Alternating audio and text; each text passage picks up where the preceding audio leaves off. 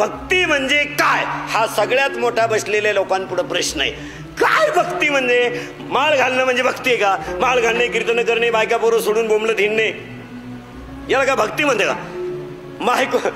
माळ नाही घालायची, माळ घालणे, गंध लावणे, मोकार ठिकाणी गंध, तसा त्याला चिकनगुनिया झाला, खाजव येईन तिकडे टिपका, मोकार देव चोळणे, एकानं देव चोळले, कुत्रा आलं त्यानं देव फेकून आणला कुत्र्याला.